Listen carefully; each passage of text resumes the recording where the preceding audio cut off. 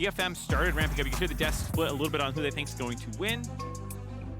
I love the bounce back a little bit in this game. I want to see DFM continue to improve. For Chiefs, though, their game yesterday, Arthur looked very good. I was happy to see that. Tally ran into what is becoming the humanoid buzzsaw at this point. Yeah. He is gapping everyone in mid lane, so it's a little hard to evaluate that kind of position when your only evidence is against humanoid so far.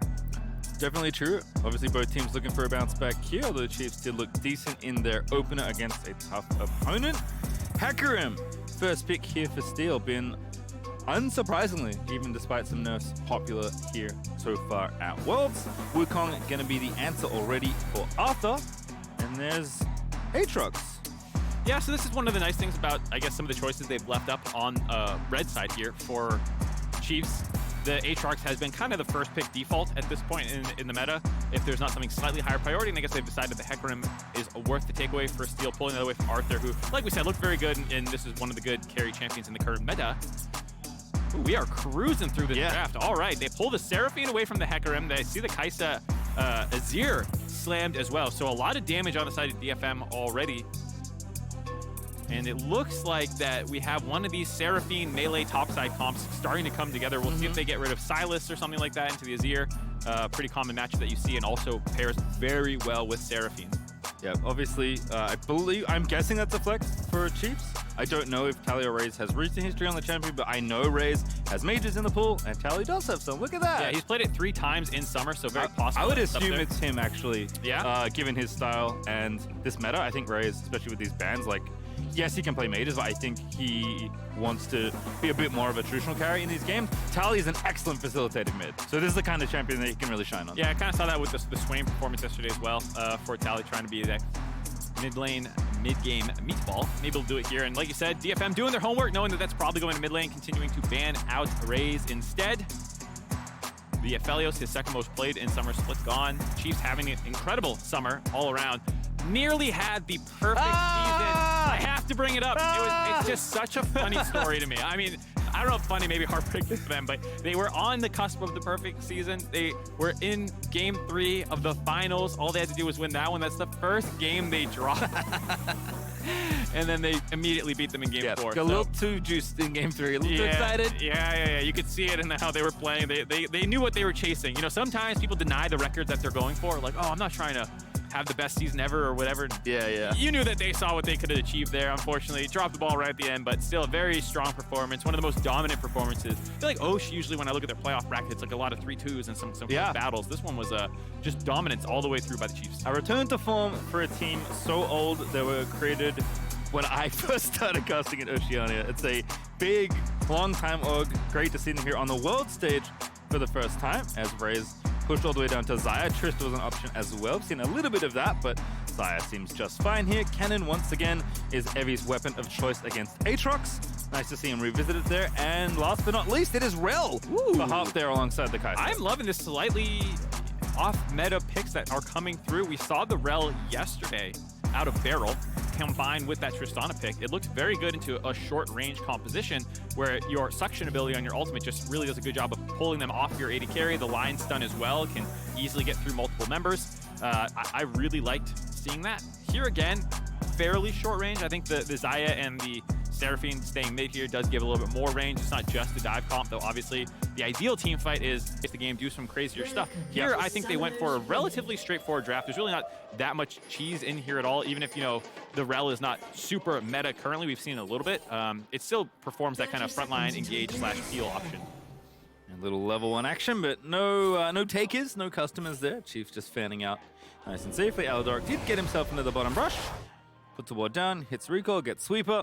All pretty normal stuff there. As Topoon's chilling in the brush. Topoon will be someone I keep my eye on this game. Also taking the comment yet again into Evi.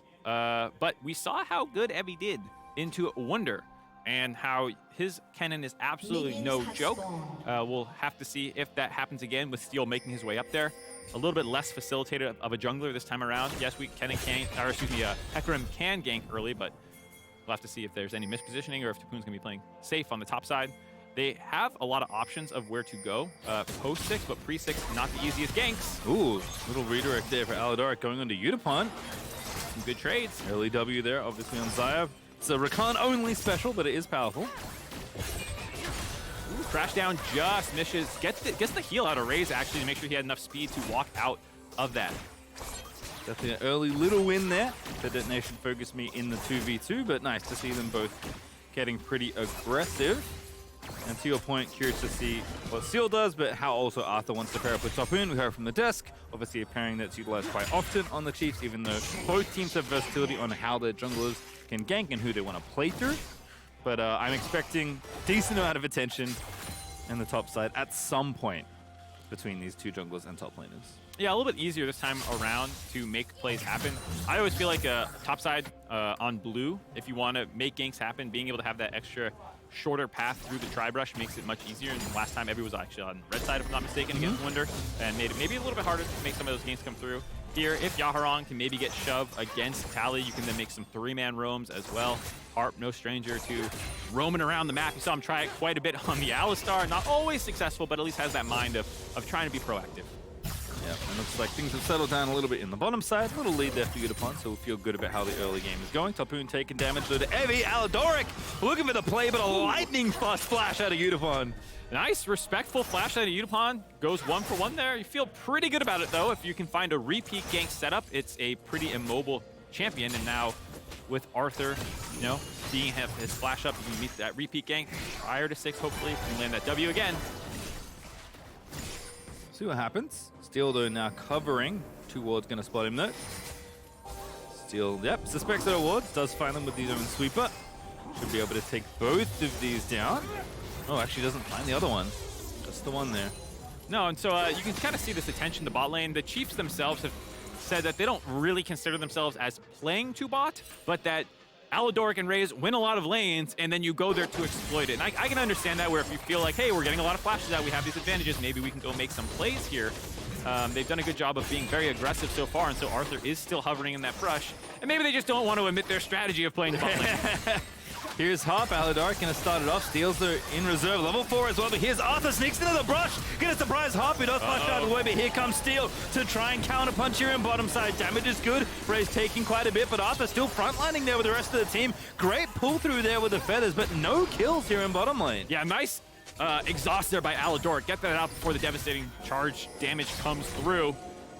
Make sure that no one gets so low that they can't go in. Whoa, yeah. Still going for it, man. They are scrapping. Yeah, just poking away. Aladoric very safe with W and E up there with Xayah back behind at a respectable distance. So don't mind the attempt, but certainly reaching to try and make something happen here. Okay, so small advantage right now for Chiefs bot lane. First up, the flash slipping up on Raes gives them some extra safety should there be some scrappiness continue, but also the heal. The fact that they forced it out so early, funnily enough, means that it'll be coming back up before the enemy team, so maybe you can actually use that to accelerate Arthur in again, get a speed up to get on top of Yutapon before his flash comes back up.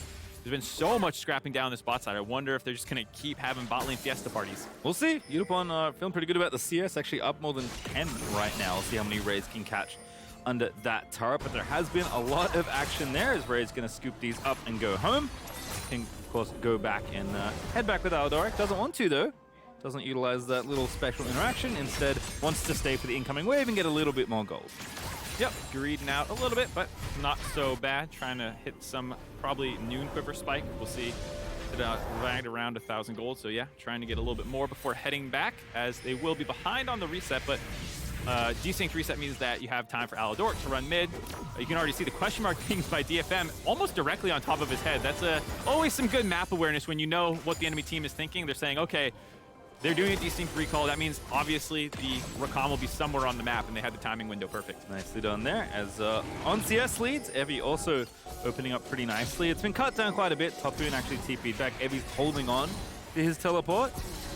But about a wave right now. Topoon should be able to equalize, but Evie feeling very good in this matchup. I love the decision to hold that TP there. We're talking about how scrappy this is in the bot side. We're talking about a slight summoner advantage now for them. This gives you the opportunity to use your TP defensively and cover any plays. If they want to actually try and punish this by the Chiefs, you have this Kennen who can come flying in the back. We'll see if they go for a deep lane ward as well. If the Chiefs end up pushing up, then maybe they just go for their own aggressive play on the side of DFM. Having that on Evie, keeping that TP means at 6, they'll have so many more playmaking opportunities. See how it shuffles out there, even with the leash on the teleport.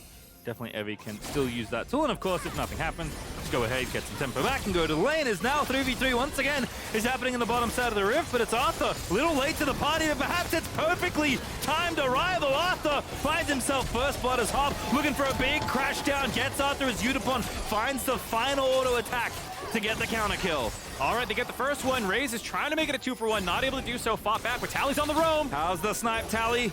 Looking for the ulti, encore, Aladoric now cutting off Yutapon. Brute's gonna miss, Yutapon is just fighting, and Raes is like, I'm not really that safe. Now we've got to flash out of there. Tally gets the charm in the front side, but now the stun on the other is good, and Yaharong is gonna move in there. Great little flash, Emperor's Divide, and Aladoric, and the rest of the side are all dead. It's Detonation, focus me, winning in bottom lane. Yutapon with the fancy feet, baiting Chiefs in, not giving Tally an opportunity to find either the stun, or excuse me, the root, or the charm on his ultimate. Topoon as well was scrapping with Evie in the top side. You can see both ultimates down. Off screen, he was making sure that teleport could not come in. Topoon did exactly what he needed to make sure that that was able. Ivy could not join in, but at the same time, the roam by Yaharong evened it out. Now Steel's up top. Oh, into the alcove we flash. He's buying time for Arthur. He's here. He's on the level 5. Though Topoon still trying to fight his way out, but Steel's just going to go ahead and grab yet another kill. Oh, man. I loved what Topoon did to stop the teleport from coming through, but Yaharong getting in there late in the bottom side of the play, turned that one around. Then Steel getting the faster reset meant that he could get back up to the top side first. So here we'll take another look. Nice double knockup as he's getting hit by that charge to root up Steel and get that first kill in their favor, but then took a little bit too much damage. Nice 3-man knockup there, getting that stun, then the double stun right there. Harp playing that extremely well, and it does put him a little far forward. It's difficult to run through Yutapon, and just Yutapon with lethal tempo here, just playing it so well, dodging out on that knockup, dodging up on those roots. No charm coming through either there, and that means that everything is expended. Yaharong has the freest flash ult of his life. This is the feels good Azir. You get to feel like a god, but realistically, almost everyone's dead and there's no cooldowns up. it's a layup. The rest of the team like cleared the lane for you. You know, that was a very easy play for him, but at least he made the roam down and made it happen. Yeah, I mean, good roam from Tally, honestly, to try and make it happen. That is indicative of his style. Unfortunately, just Yutapon kind of outplaying him. Yeah. With the fan speed, as you said, and what could have been a really good opening up, building on the first blood that Arthur was able to get, is actually a tragedy. It's 3,000 gold ahead for Detonation Focus Me, and we're not even at 10 minutes. Yeah, absolute disaster there. With Steel dying first in that entire sequence, that's what I was talking about when we said he also got to get up onto the map faster, and so, you know, Topoon was hitting Evie to stop the TP from coming through. They trade their ults, and I think they just kind of lost track of Steel. We talk about how, you know, DFM was pinging down on Aladoric where he could potentially be. Did not feel like Chiefs had the same awareness of where Steel could be. And that will be Yutapon with a big lead, 3-0-1. He's likely the majority of the gold lead that Detonation Focus Me are sitting on. We'll see how they want to translate the rest of that here. Arthur now finally level 6 after what feels like an eternity of him poking down in different lanes. There's DFM. Oh, little trade awards there. This is a tri-lane, man. Yeah, seriously. The junglers are always here. Arthur just through the front door, perhaps, trying to line up the play. Now, all summoners available for DFM's bot lane again, though they kind of weathered that very dangerous portion. Now, and if you're trying to get this kind of flash Aladoric engage, he does have charm, but we saw Yutapon's mechanics there. Nothing to turn your nose up at. Blue buff Steel here should be completed as well. Aptly done so by the jungler named Steel. And Arthur was maybe trying to defend for a potential wraparound dive, but Detonation Focus Me, do the simple play, take the objective, walk away. Yep, Harp looking really good on this Rell pick. Core JJ couldn't make it despite his appearance in the World's music video, but his champion did. Here's Rell, baby. The play magnet storm popping up. Big stun there as Arthur's here, but I don't think he can do much at all. It's Raes holding on to the ulti, but the health bar not so lucky. Sorry. I got so excited when I was like, hey, it's perfect timing as I'm talking about Rell going in, and then able to just get disengaged there by Chiefs, but still eating a lot of resources on the side of Chiefs, just kind of forcing, like we said, this tri-lane situation. The nice thing about it is it's buying 1v1 time for Evie and Yaharong, who have champions who are going to do better in those isolated situations. You can see a gold and CS lead already for both solo lanes, as well as bot lane being monstrously ahead from winning these skirmishes. And now a late Cloud Dragon, but a welcome one nonetheless for Detonation Focus Me. We'll swap on over to Mountain for the second one here, but again, a few games we've seen, teams not necessarily running straight to Dragon right away. See a lot more plays and just a lot of fighting in a lot of these games. That is more interesting to these teams. Well, what happened in the last game too is you saw Isurus come flying out with this crazy whirlwind of plays, and then once they fell behind, they kind of let off the gas and ultimately got outscaled. I'm hoping Chiefs can kind of keep this pace up. I understand waiting for a moment, but you probably still need to make a big contest here happen with this wombo that we were talking about, where they have so much CC that if they're able to land it on Yaharong and Yutapon, then you can instantly blow them up and maybe win the fight. Doesn't have to be specifically the next Rift Herald or Dragon. You can wait a little bit longer because you are down on power spikes. You know, Yutapon has his Kraken Slayer completed already. We see still Raes working on his. Yeah, Luden's done as well for Yaharong, so Detonation Focus Moves carry is very powerful. Evie also almost has that call cashed in, so has a little bit of extra money incoming as well. See if teams do want to play for that Herald in a mo, but Steel still has the first one. Gonna pop it mid here perhaps, as Yaharong does have the wave in the good spot. Plates are running out in under 2 minutes, and Steel's gonna go ahead cash in while he can. Alrighty, gonna get some more gold onto the Azir. I like it. Kai'Sa's far enough ahead at this point. Let's go funnel someone else instead, getting that gold onto Yaharong. Nice to see there. Also, if you can break mid-turret, Seraphine will be very sad. Not a champion who loves having to get pushed in like that, buy space for Yaharong to get around the map and kind of rotate this pressure down the bot side here. And again, the tri-lane continues. All right, Aladoric, there's the ulti. Oh, Yutapon, man, he's so fast. And now the counter ulti's coming through for both Steel. Onslaught of Shadows pushes out the back. Arthur spinning out there, trying to get to safety, does do so, but a ton of cooldowns burnt to get away from that situation. Yeah, not able to find a kill from anyone, but again, surviving that kind of aggression. Aladoric's engage, a little telegraphed by Harp. The fact that the ultimate was popped by Aladoric, Yutapon knew it was coming for him. He does flash it, but Aladoric did not commit his own flash, so both AD carries, the only ones kind of losing sums out there.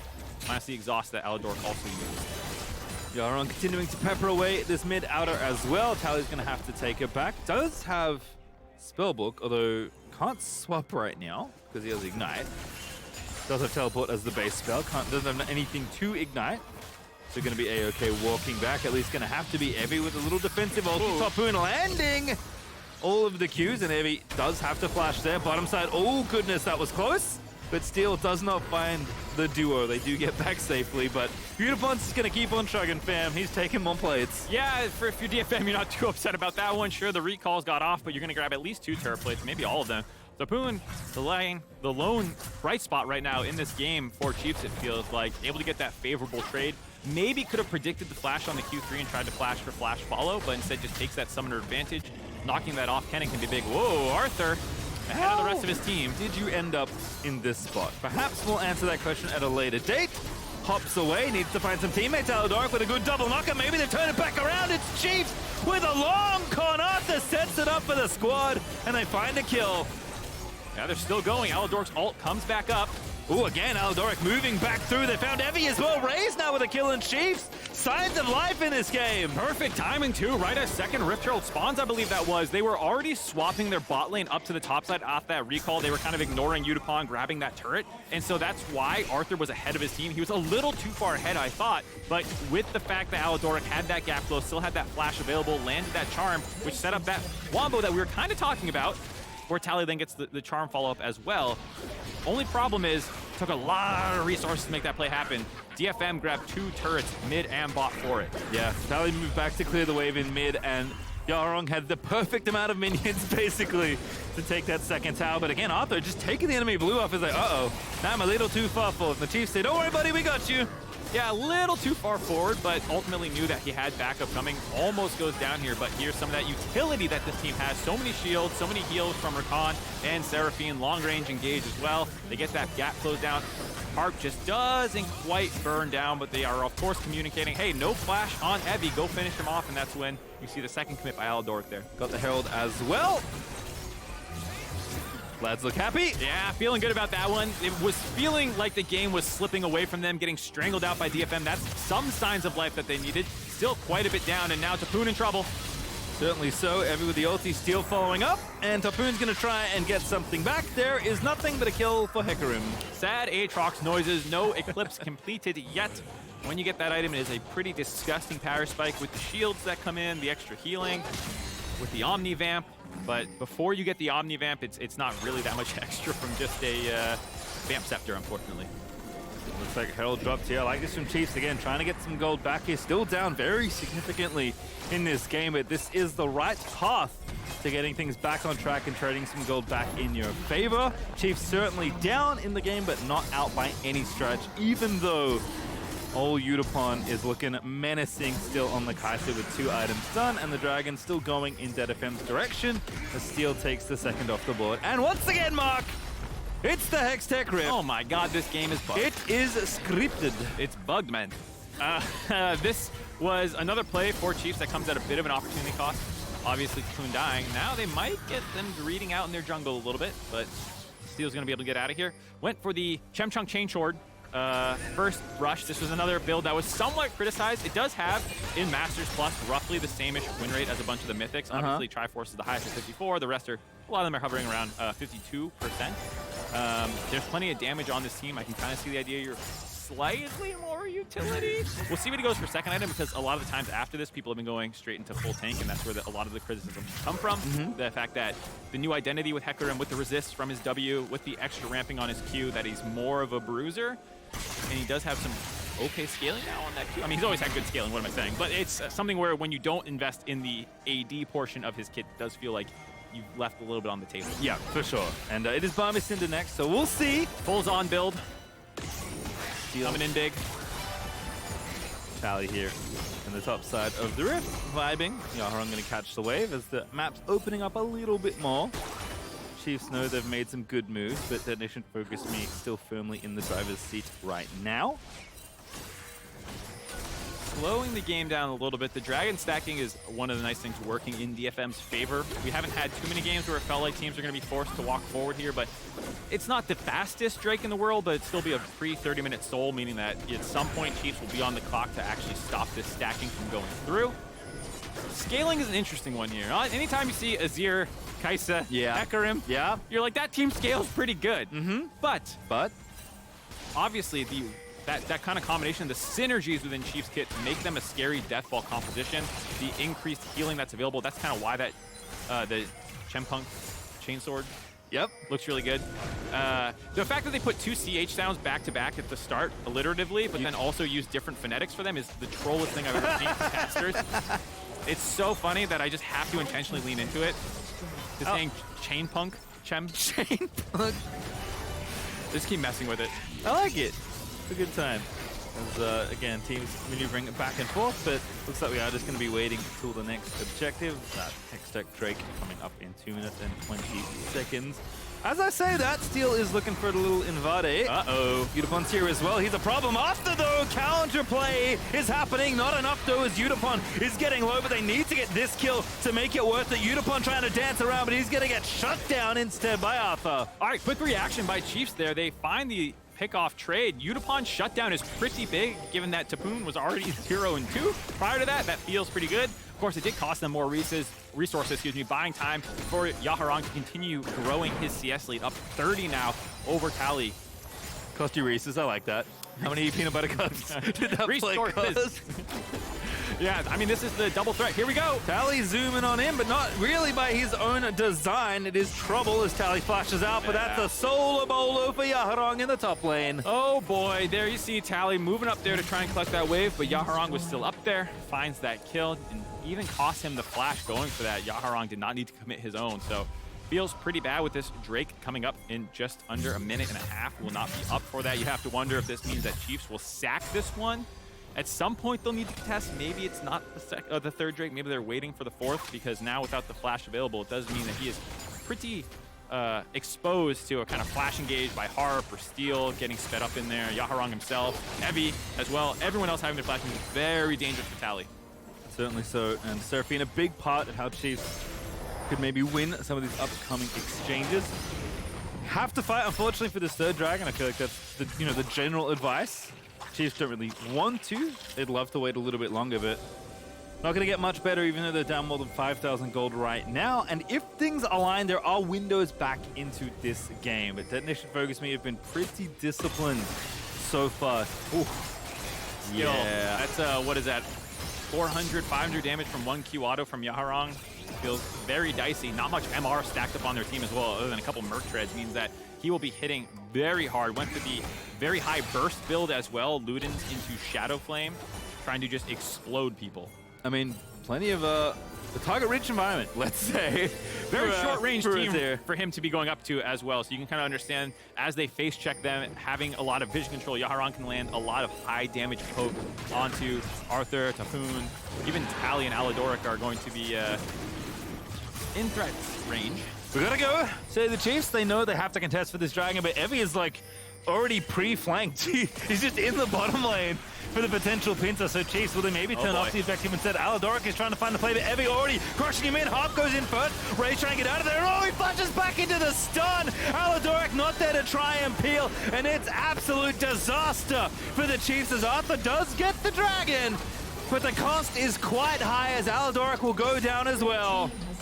Oh boy, it's a 4-for-0 at the tail end of this play as they... Well, Arthur gets one back, at least onto Yaharong. So a 4-for-1, excuse me. DFM, though, still plenty healthy now to rotate up to the top side, grab this Baron away. Incredible flank by Evie, but very telegraphed. I was surprised to see Chiefs sticking on that dragon, not sending anyone to mark the Kennen, just giving him free access to the backline. And Harp was like, I'm going to go flying in here, force your ult out from Raes, which would give Evie the easiest kill of his life. Yeah, that's it. He pre-saved the flank in bottom lane. And unfortunately, Chiefs can't find the response. Instead, it's 4 dead plus the Baron. Arthur dying at the tail end of this play, making that nice and easy. I don't know exactly what Chiefs were thinking here because they saw Evie on the wave as well as having some wards out to know that, yep, he's coming from behind to try and flank us. And they just had Aladoric on the side looking for their own flank. Maybe they were thinking that we'll be the ones to pull the trigger first, and then we'll just kite forward, and Evie will be behind us the entire time. But there's plenty of engage options on the side of DFM. They find their own angle, like we said, with Harp going in. Looking very good now. Gold lead creeping closer to 10K. Yeah, it was a pretty significant lead. In the early game, we set it 3K under 10 minutes to kick things off. Obviously, going from bad to worse. DetonatioN focused me, doing a great job snowballing things forward. Kind of won the early game exchanges. Now winning some of these fights and in a commanding position to overtake this game. Chiefs, again, there are angles, but the windows are very, very small. Yeah, very good setup here by DFM as well, getting vision control in this bot side of the map, dropping the Azir turret in the mid lane position, allowing them to rotate down, grab this turret, which Yutapon and Evie were pushing already, having complete control. They're going to grab the mid inner as well, quickly grabbing turrets with this Red Bull Baron power play. See what happens. About 500 gold away from that vaunted 10K mark. Saw the other. Nice to see the other coaching staff as well. Reserved, but celebrating on the DetonatioN Focus Me side. Not the drama of Babib and Timothy Wendell, the people on the Chiefs. Timmy especially, my goodness, he is a dramatic human being. Also, fun fact, he was the former founder, owner of Legacy, you may recognize from recent, actually, that he went to Worlds in the last few years. Famously hates the Chiefs, because they were the rivals for a long, long time in the Oceanic scene. But if you can't beat them, join them, I guess, something like that.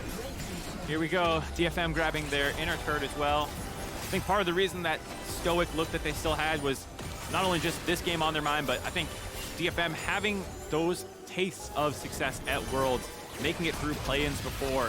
They want more. Ooh, that's a very nice looking ulti, and Raes has found a shutdown. Yutapon from 4 screens away has been picked off. The Chiefs find a miracle, honestly, outside their own base. But is there anything more? Arthur getting chased down by the rest of DetonatioN Focus Me. Evie is dodging everything, but Arthur has found an escape route through the enemy top laner. Oh, no. Steel now going to go down as well. Get the coach cam back on. It's going to be a banger as the Chiefs find a team fight. They shut down the most fed member of DSM with that snipe from Tally. Like you said, blow him up once Yutapon is down. Evie was also getting chunked down the backside of the fight by Topoon. Gave them that angle, and then that also baited Steel to try and save Evie's life. On the tail end of that, they're also going to get some objective bounty shutdowns on this turret if they can grab it. See if they finish this one off, or Yaharong gets the TP out of Tally. That's a traded TP. It's not feeling too bad, though, because you still get this objective bounty. I mean, you have to get some gold back. Chiefs needed something in the game, and they've cut the gold lead down to only 7,000. Still a far cry away. I was ramping up the narrative machine, and that let me fall asleep at the wheel. Did not see this coming.